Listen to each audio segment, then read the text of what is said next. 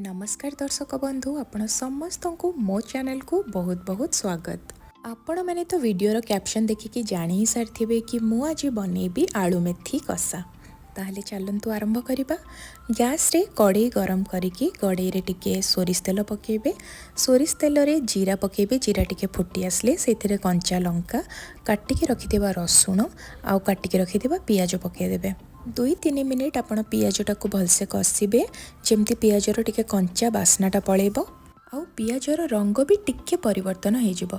देखंतु पियाजर रंग टिके फिका हे आसलानी। एबे सेइथिरे आमे काटिके रखिथिबा आलू पकेदबा।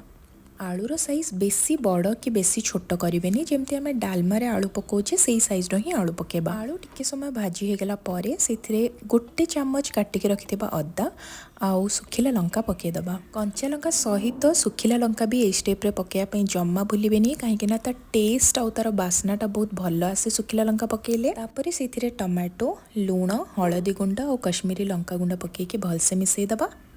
टिके कषि सारा परे आमको यहाँ घोड़ापी पड़ो कहीं जेहेतु आलू टिके बड़ बड़ खंड पड़ी तो आलू सीझापी टिके टाइम लगे।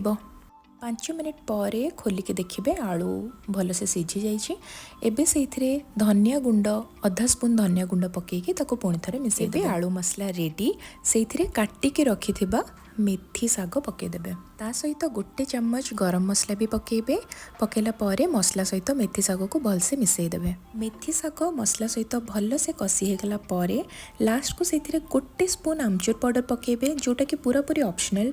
जदि आप चाहती पकेबे न चाहिए न पकेबे सेमती किछि नाही किंतु आमचूर पाउडर पकेले तार टेस्ट बहुत भल आसी थाए। टिके लुण हेइछि कि नाही भी चाखिदेबे। जदि न हेइथिबो आपण सेथिरे लुण पकेदेबे। आ पूरा हेगला परे गैस रो फ्लेम को ऑफ करके काटिके रखिथिबे धनिया पत्र सेटा टिके पकेइकी रुटी किंबा पराठा सहित सर्व करंतु।